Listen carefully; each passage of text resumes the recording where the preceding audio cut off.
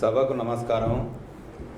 ఇక్కడికి వచ్చిన అందరూ పెద్దలు ఎట్లాంటోళ్ళు అంటే బండకోడను బండల్లాగేదానికి పెద్ద పెద్ద చోగంలాగే ఎద్దులు అంటారు మామూలుగా నా రైతు భాషలో. అట్లా బండకోడల మధ్య నేను బక్కటెత్తున్నాను, సాధారణ రైతును. కవిత్వం పెద్దగా దీని గురించి అంతగా పెద్దగా తెలిసిన నేను కాదు. కాకపోతే ఏమంటే సార్ రాసిన నవలల గురించి విమర్శలు వచ్చినాయి.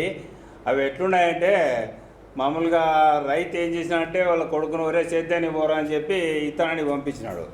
గొర్రె కట్టుకొని వాడు ఇత్తనానికి పోతే అది రొంత ఏటవాళ్ళు చేను. ఇత్తనం ఇచ్చినాడు, ఇంటికి వచ్చినాడు, తెల్లారింది, బాగా పదునైంది, పంట ఏమో బాగా మొలిచింది.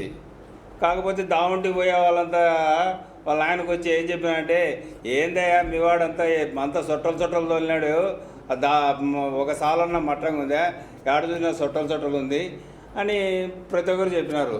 సరేలేయ్యా మా వానికి వచ్చిన కాడికి సేద్యం చేసినాలే, సరే పంట వచ్చినప్పుడు చూస్తాంలే అన్నాడు. సరే పంట వచ్చింది, బాగా వచ్చింది. ఆ పంట కూడా ఈ దారింటి తంటాలు చెప్పిన వాళ్ళందరూ కూడా ఆ పంటతోనే తిన్నారు. వంట అందరూ పంట కూడా బాగుంది, వంట బాగుంది అన్నారు ఆ రోజు. కారణం ఏమంటే మళ్ళీ వాళ్ళ ఆయన్ని పిల్లోడు పోయి, నాన్న ఎందుకు ఇట్లా అందరూ సొట్టదోలినామని అంటారంటే, అరే చిన్నోడా నేను నీకు దాపటెందుకు పట్టెడ లూజుగా కట్టడం సల్లుగా కట్టరా అని చెప్పడం మర్చిపోయినా నేను. అది సల్లుగా కట్టింటే కన ఈ ముందుగానే ఇది కాలు తక్కువ ఎద్దు, అది మందకు ఎద్దు, దానికి వెనక్కాలు ఇది, దీనికి ముందర కాలు ఇది. కాబట్టి ఆ కాలు కదిపినప్పుడల్లా మెడకు నువ్వు పట్టెడ బిరుగా ఉండేదానా, ఆ పక్కకు ఈ పక్కకు నుసికినట్టు గొర్రె నుసుకుతానే పోయింటుందేనా. అందుకే సొట్టలు ఉంటుంది.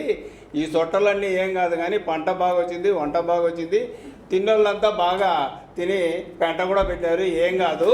ఆ పెట్టినా కొడుకుల మాటలతో పని లేదు నాయనా, నీకు మనకు పంట వచ్చింది చాలు, హ్యాపీ, బాగుండు నాయనా అని చెప్పి దీవించినాడు.